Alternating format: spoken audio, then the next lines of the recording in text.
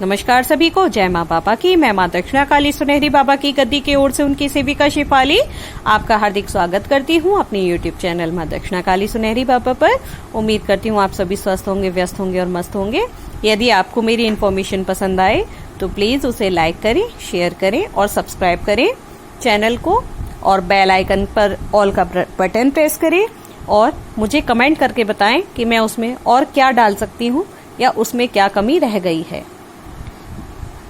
तो आज का जो टॉपिक है वो है मृत्यु कब होगी आपकी, कब आपको पता चल सकता है पहले से ही, या किसी रोगी के बारे में आप पहले से ही पता लगा सकते हैं। किसी भी मनुष्य के बारे में ये पता लग सकता है कि उसकी मृत्यु कब होगी। और दूसरा टॉपिक है यात्रा के समय शकुन और अपशकुन के विचार।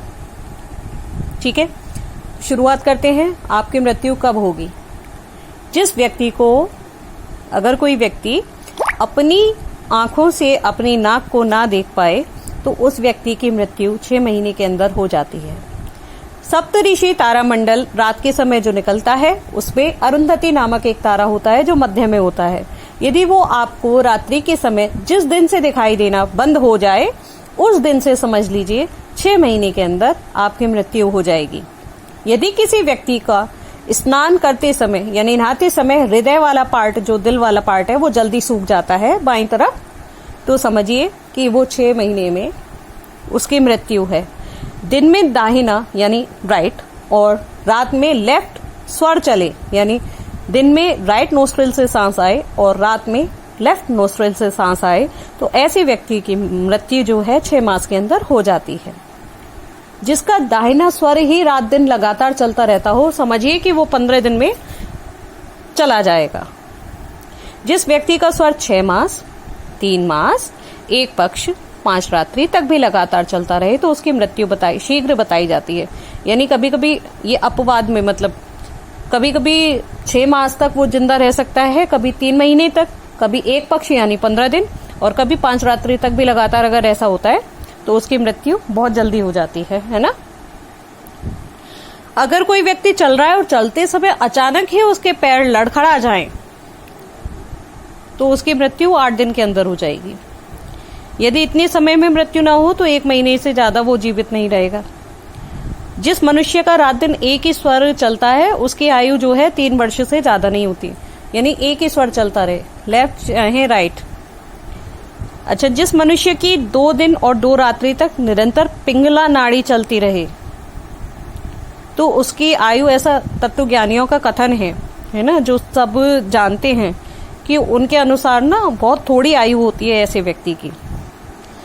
और जिसका स्वर एक ही स्वर यानी 3 रात तक चलता रहे उसकी आयु सिर्फ मुनीश्वरों ने बताया है कि 1 वर्ष की रहेगी, है ना। लगातार अगर 3 रातों तक एक ही स्वर चलता रहे, ऐसा होता नहीं है क्योंकि हम करवट बदलते हैं, कभी ये स्वर कभी दूसरा स्वर, दोनों लगातार चेंज होते हैं, और वो यदि एक ही चलता रहे तो समझिए कि उसकी आयु सिर्फ और सिर्फ 1 वर्ष की है।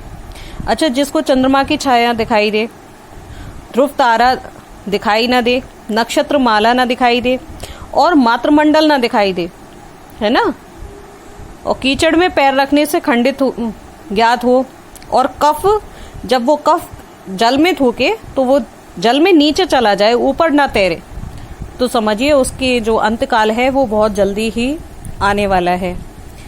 और जो मनुष्य अचानक बहुत कम या अधिक भोजन करने लगे, है ना, और श्रेष्ठ मनुष्य नीच कर्म और नीच मनुष्य उत्तम कर्म करने लगे, और नेत्रों को बंद करने पर पिच्छाकार न दिखाई दे तो उसे अनिष्ट कहेंगे।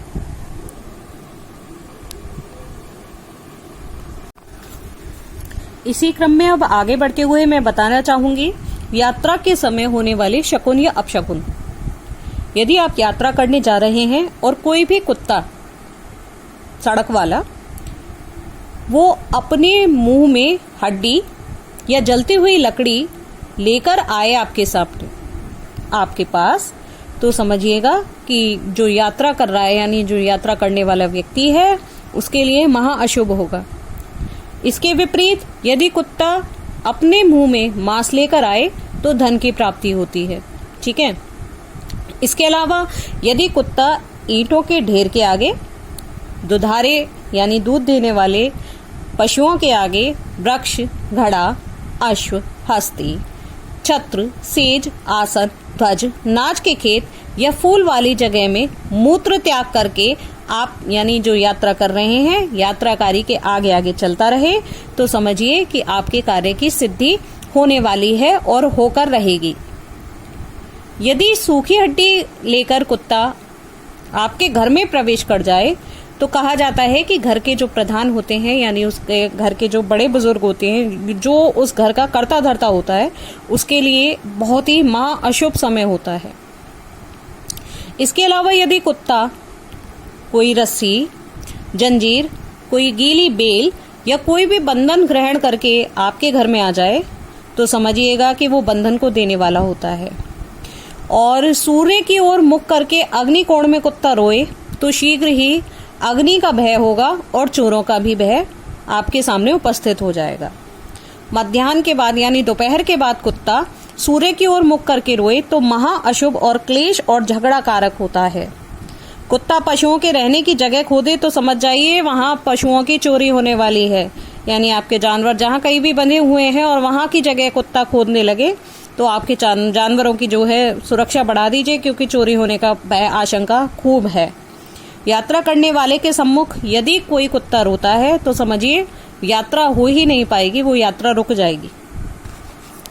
यदि कुत्ता गायों के साथ खेल रहा है ना, तो आपको सुभिक्ष, क्षेम, आरोग्य और आनंद प्राप्त होंगे और आनंद का प्रकाश चारों ओर फैलेगा। यदि कुत्ता आपकी बाईं जांघ को सूंघे तो धन का लाभ और दाईं जांघ को सूंघे तो स्त्रियों के साथ विग्रह हो जाएगा। जो कुत्ता यात्रा करने वाले के दोनों पैरों को सूंघे तो यात्रा करनी ही नहीं चाहिए, और चलते हुए व्यक्ति के पैरों को सूंघे तो वांछित अर्थ की सिद्धि कराता है। यदि आसन पर बैठे हुए पुरुष की जूतियों को सूंघे तो शीघ्र यात्रा को बताता है, और कुत्ते का दोनों बाहों को बारंबार सूंघना शत्रु और चोरों का भय उत्पन्न करता है।